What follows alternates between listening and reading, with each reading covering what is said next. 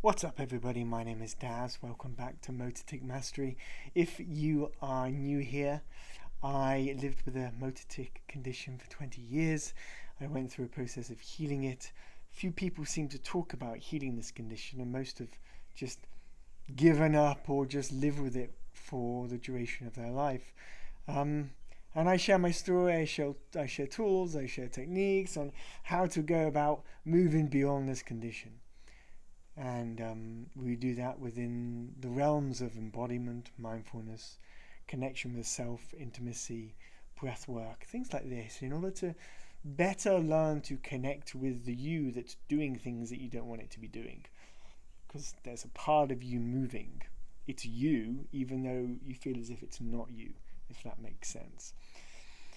So this video specifically, though, is for parents.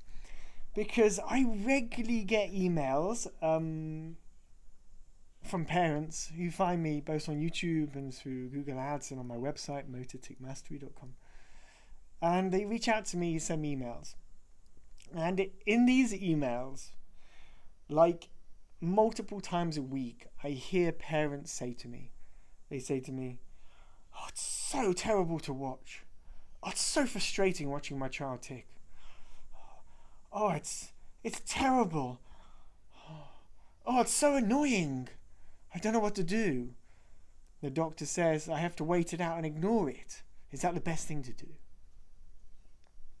I had somebody this week say, "It's absolutely horrible to watch him tic." That's talking about his 6-year-old, 7-year-old son.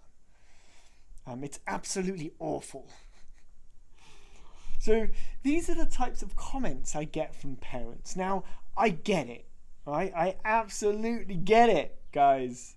Because you've got this beautiful sweetheart of a child, ages 6, 7, 8, 9, 10, 11, 12, 13, however old they are, and they're ticking. And they're there, seemingly in pain. You feel they are in pain. They're doing this thing, this awkward thing. They look ridiculous. They're making a noise.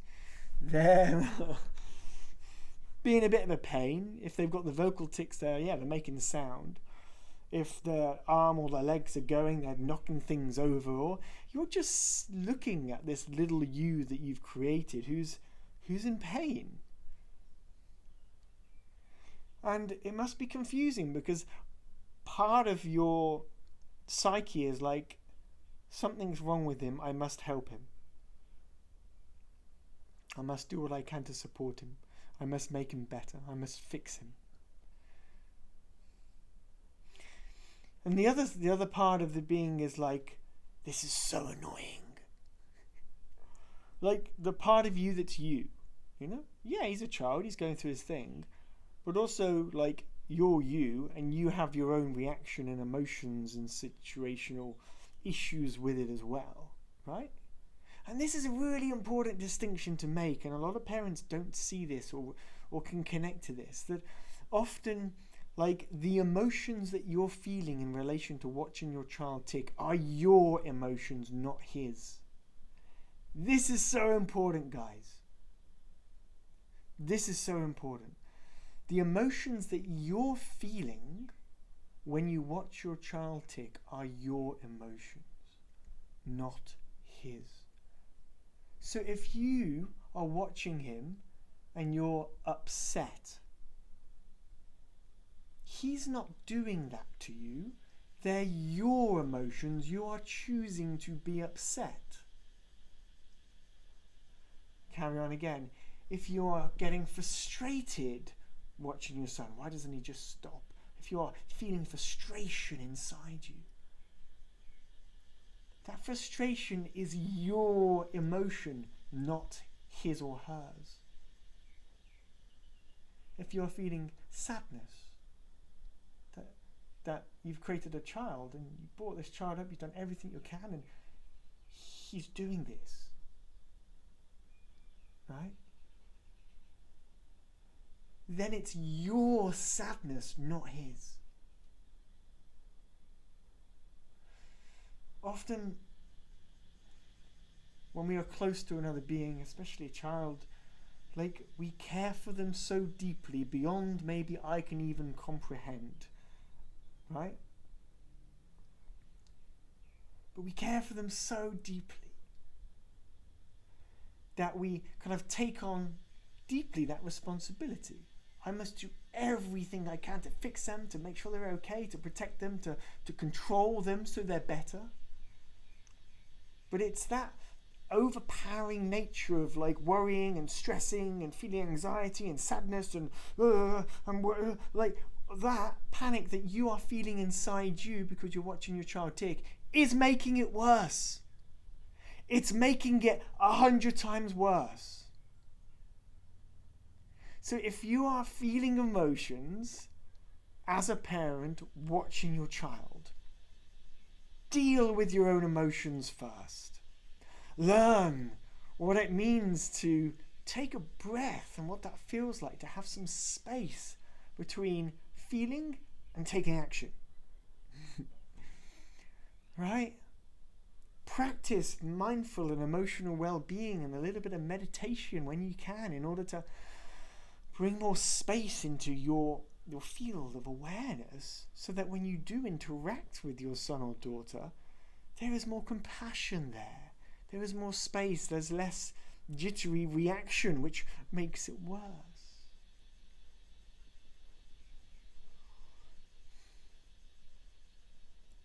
It's hard to know what to do as a parent in this situation because our education when it comes to mindful and emotional well-being in our society is atrocious.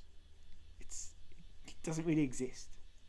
So there's many of us now starting to talk about this stuff more and more and more, and like meditation and mindfulness is becoming more, more mainstream these days. And certainly when I had this condition many years ago and at school, mental health was a very taboo subject. At least people can talk about it now.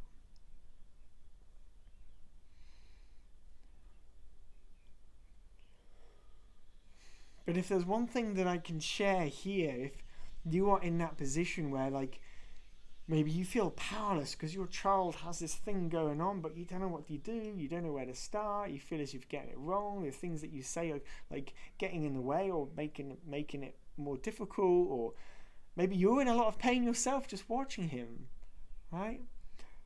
Learn to come back to you. I know this might sound counterintuitive because child, problem, fix. It's the mechanism of mind that we have been programmed to believe based on the schooling system we exist in. Problem, issue, figure out how to strategically come up with solution. Okay, do solution. The mental and emotional well-being doesn't work like that. In order to improve the space, so there's like a respite for you and your child and your family, it means slowing down.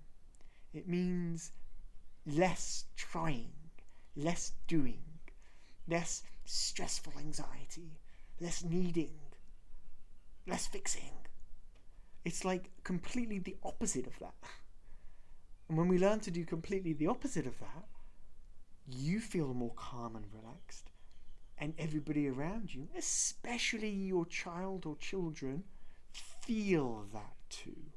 That peace, that sense of calmness and joy and tranquility and ease in life.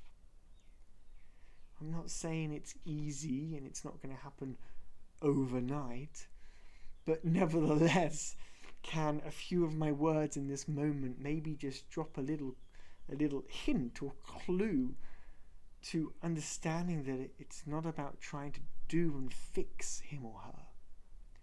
It's about creating a gentler emotional environment for your child. Now, a lot of the doctors will go about telling, well, you need to speak to this neurologist and this expert, and this chemical is imbalanced, and you need to take this medicine. And like, to me, that whole approach is absurd, having lived with this condition for 20 years and healed myself. What the doctors do in that big pharma industry world is absurd. and it hurts me watching what they do. There are ways to bring about an improved mental and emotional well-being in your environment for your child, so that their tics just melt away. He doesn't need to feel so tight and intense and stressed and worried. And although he's not thinking that, like, his being is absorbing the world that we've created here, which is stressful and fear-inducing, if at all anybody in the household watches news these days. So that's a bit of a download, guys, on what I really deeply wanted to share to parents, for parents. This is so important. Stop trying to come up with a solution to fix him or her.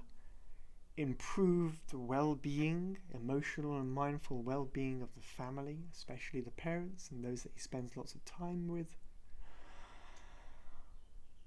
Create the space. The tics melt away. I've watched it again and again. I've been through it. I've taught hundreds, thousands of people have been through my teachings now in my online courses. So, wishing you well. If you do find this video, check out the links under the video. If this has touched something in you, or you have more questions, please write the questions in the comments below, because I'd love to hear, and it'll inspire me to record more videos in the future as well. Okay, sending my love wherever you are in the world, my dear friends, and chat to you soon. Ciao, ciao.